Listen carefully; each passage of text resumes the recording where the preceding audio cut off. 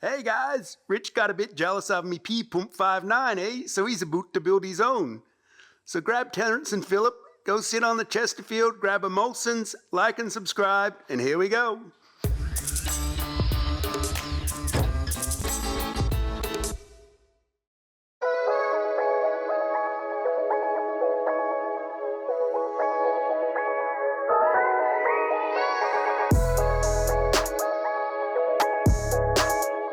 So Silverado was like, why does the Ford get a bus engine? I want a bus engine. So I bought another bus. We're gonna put a bus engine in Silverado. All right, so if you guys have been watching and following along, you know that we've built Al from the Skid Factory a nice 24 valve P-pump Cummins. Built two of them actually, because another one went to one of his mates. And in all honesty, we were supposed to fly down there and help with the finishing install. Once he got it running, we tuned it up a little bit, and now that's not gonna happen for obvious reasons. So even though I got to build a 24 valve P-pump, I never really got to enjoy one. So rather than spend money on plane tickets, I'm just gonna build my own 24 valve P-pump. And I've slowly been accumulating parts over the last probably 6 months for this truck. You know that I went down to South Carolina and picked up a nice rust-free body. The issue is that it's got a pile of little dings and dents in it. The box is actually from that truck already, and the cab is sitting outside. Both of those are heading to Newport at the end of February, and we're looking into making a video on pulling all the dents, how to pull a dent without damaging the paint, and regardless, we're gonna paint the whole truck anyway. Very, very excited. Now this truck has 550,000 kilometers on the body, or on the truck itself, and the engine in here has about 700,000 kilometers on it. When I pulled this one out of the Dodge, it was already close to 700. I've done a pile of pulling with this truck. It did power tour, all of power tour, towing a really nice GTO and a trailer behind it. It went to South Carolina, Florida, a whole bunch of trips up north. I've pulled way too heavy of stuff with this. And now she just needs a little bit of work. So the clutch is starting to bang. Something's going on there, probably because I pulled something too hard. So I can't even really drive it anymore. So it needs a lot of updates. Okay, first off, I haven't done anything to the truck since we built it. That engine that I put in had, I think 680,000 kilometers on it when I got it. I did the front and rear main seal, threw it in, and drove it. I honestly haven't done anything. The only thing I've done to the truck is put these open country AT3s on there from Toyo. These are available now, if not really soon. But I was under embargo for using these tires only because I really wanted to try them out, and they wanted my opinion on the tires. Great tires, much better in the snow, and they're rated for the cold weather as well. So if you've got any questions, you can hit me up down below or on Instagram, and I'll answer anything that you have with those tires. I've got about 6 months on these tires now, and I love them. They're quieter than the RTs that we have on the Ford, and just a good all-around tire for a little bit off-road and obviously on the roads. Just wanted to let you guys know what's happening with the truck, why you can buy these tires now and I can't drive on them anymore because unfortunately the truck is going to have a little break. This poor little girl, she's pretty tired. Windshield's cracked, and the heater core started leaking. So I had to disconnect my heat, so no heat. Clutch is banging around in there. We're gonna be cranking it up to about 500, 600 horsepower, somewhere around there. We got reliable F350, so might as well have a fun toy truck, right? And we can still pull whatever if we need to. So here we go. Okay, so somebody bought this bus, 24 valve Cummins. They gutted it, put the inside into a camper. I'll show you inside in a minute. But VP44 went out and asked me to fix it only because they got quoted $4,500 to swap a VP pump on it. So I said, well, we'll take a look at the bus. I'll see what I think. I got a used pump here, so if the used pump doesn't fix it, I won't charge you. My backup was I kind of got an itch to put a 24 valve in the Silverado, so I thought I'll buy a running 24 valve, sell them the pump for 800 bucks, and then take that engine and put it in there. But when the bus showed up, it's got some holes in the frame, it's got holes in the body, and whoever safetied it shouldn't have safetied it. So I told them that. I said I could still get it running for you if you'd like, but if you get pulled over, you will have your plates pulled because it is not safe for the road. So they said, yeah, we knew it was kind of rough. We don't have that much invested into it, so now's the time to call it quits. I made them an offer on the bus and they took it. So let's pull this engine out. Lots of other stuff, like hinge is seized, so the hood broke. I'm sure we can crack the other hand. It's the easiest hood removal ever.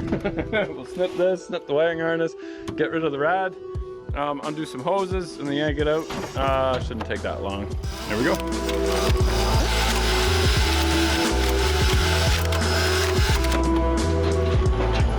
That really put up a fight.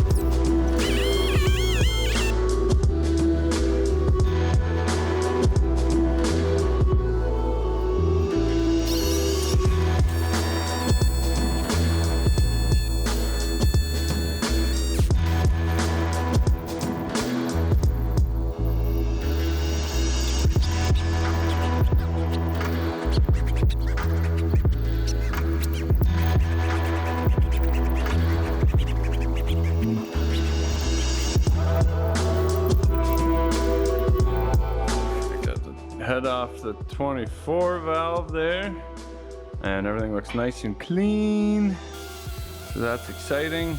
We'll yank the rest of these apart, head over to Scott. Okay, so it looks like there's a little bit of moisture in there, just a little bit rusty, so that is not good. Water in the fuel, maybe that took out the pump, who knows. But anyway, that's why we send it to the machine shop, because all of that will be gone and it will look brand spanking new. Okay, so we've got the engine out of the bus. We are going to put that in the Silverado, so we'll start tearing that down soon. But what the heck do you do with an old bus? So we had a great idea. We're gonna turn this into a trailer, and then we can, when we need to pull a lot of stuff, we can just do that with Silverado. Or we could just use it for storage and park it out back. We'll probably do that. The previous owners did plan on using this as kind of a motorhome. So they did put this vinyl flooring in. So my dad needs something to do too. So we're gonna get him to pull out all the beds and the bunk beds and stuff. This flooring can go upstairs into the mezzanine. So we've got nice hardwood flooring in the kitchen there, no more of this plywood stuff. And then we'll build some shelves on the inside and then use this for storage for now. You don't need a permit if it's got wheels. So a lot of stuff on my property has wheels. Here we go. All right, so we generally don't do unboxing, but I generally don't get skids full of parts either. So this is exciting. And by the time you see this footage, it'll probably have happened like 4 months ago. I ordered this in April. 2020. It is now almost November. Those poor guys have to use Torx. We should really let them know about Robertsons.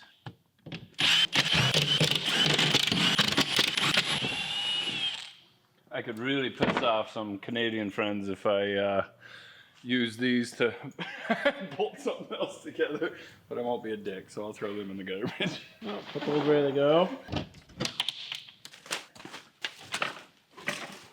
Oh, Borg Warner. We get along with Borg Warners just fine.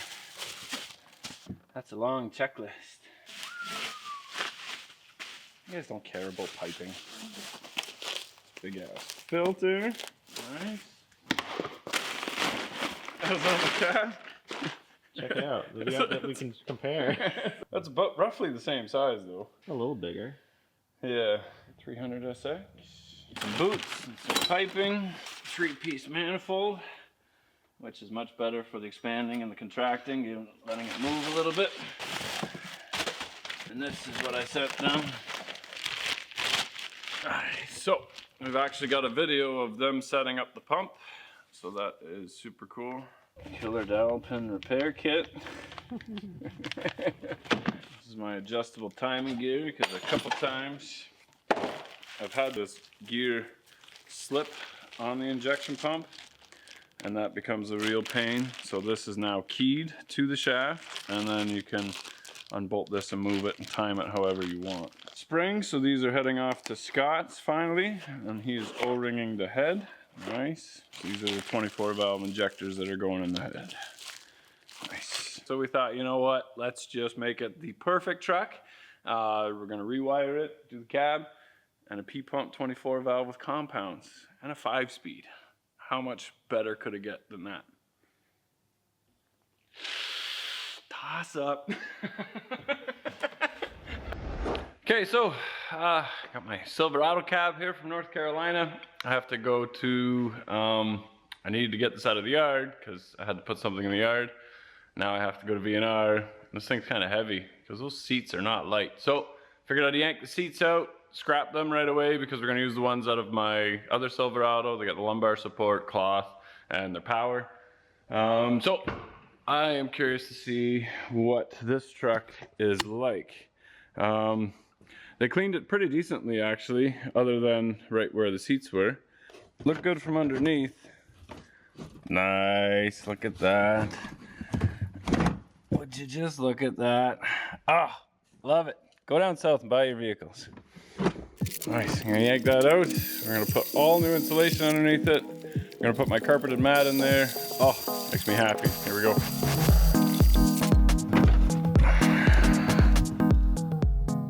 And that is just dirt. No rust, just dirt. Give her a good bath. It's just not fair. The paint is peeling and there's not even any rust. It's just dirt.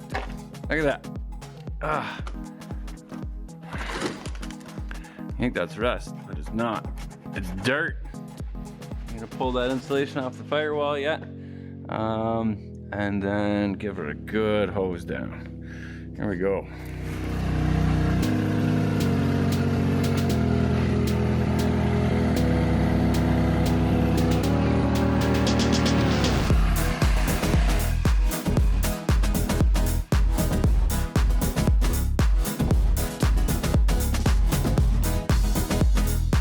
Now some of you might be looking at me going, you're nuts pressure washing the inside of the cab.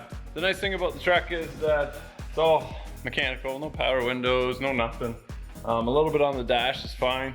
And not the first time I pressure washed my truck out in 2 feet of mud. Hit her with a pressure washer, but nice and clean on the inside now. You see it's just starting, the paint's just starting to come off here. So this is the right time to do this to this cab. It was a good idea to throw some moisture grabbers in there. So these are basically like a silicone or something, same that you get in like when you buy something new, it says don't eat it. Yeah, don't eat these either. Holds it like a diaper and makes it nice and dry. So because I'm not gonna get to this right away, we're gonna pick away at this here and there. I'll throw these in there so that it's nice and dry, and then we'll bed liner the entire thing so it's brand new. Pressure washer just can't get that off. We'll have to sand everything down, scuff everything down, and then we will bed liner it, and then we'll put more insulation on the firewall. Probably bring it right down, cover all this stuff up so nicely, but one thing at a time. You do have to take them out of the plastic bag. They don't do much out of the when they're still in the plastic bag. Got them stuffed into the corner there. Remind me to take those out because I'm gonna forget them there for sure. All right, Adam from Frog Hourglass gonna pull the windshield. We are going to prep this thing and get it off to the paint booth. Get it ready to be a whole new truck. Here we go.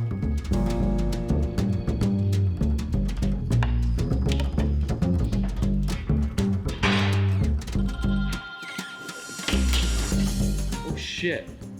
That's another shell casing. Another one. Popped out, it bounced. Yeah, and there's more in the floorboards right here, man. And something shot off back in the back of the cab here. The cable hit it. Oh shit, there's several more under there. Look, we're just dragging them up. We're saving the headliner, right? Yeah.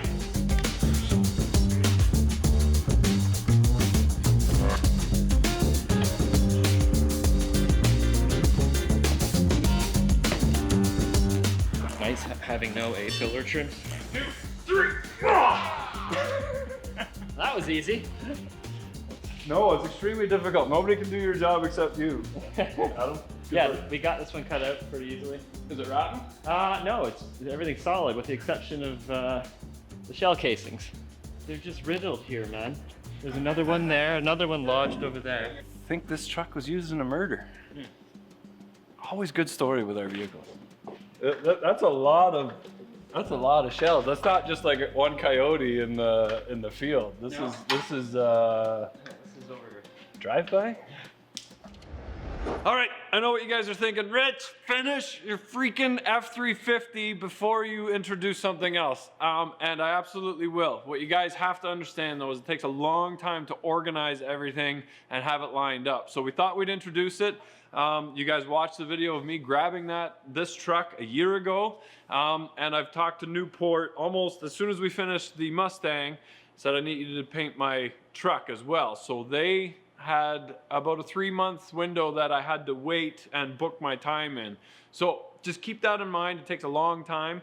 The F350 will be driving long before we get to this full tilt, but I will be picking away at it a little bits here and there. So guys, thank you very much for watching. None of our projects are dead. I really wanted 2020 with staying at home and most of, at least the beginning of 2021, to really finish up everything, all the loose ends, and then keep carrying on. Every vehicle that you've seen on the channel will still come to completion, and I promise you that we are not gonna give up. And you said, Rich, what about that flamethrower? That was a huge disappointment and a waste of my time because it didn't work. Well, we are at 490,000 subscribers. Tell your friends, 10,000 more, and we will release the video of that because apparently the internet hates things that don't work, and they also hate waiting for stuff. They want it now. So we're doing our best, guys. Thanks for watching.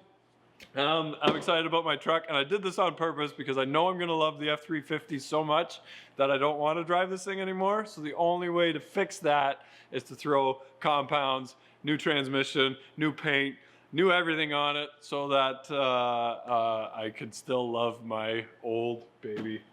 There's not much original left on it, but it's still my baby. And here we go.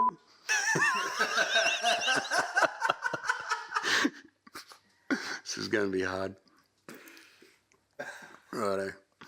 Canadians don't really sound like that. They sound like Terrence and Phillip, I think. I'm Al, that's Woody. This is the Skid Factory, and this is my 5.9 Cummins 24 valve P-pump. We built this at the Boss Garage. We love those guys. If you want to support them, click like, click subscribe, and click on the bell, and maybe check out their merch. Thanks for watching, and here we go. A boot. A boot. A boot, eh?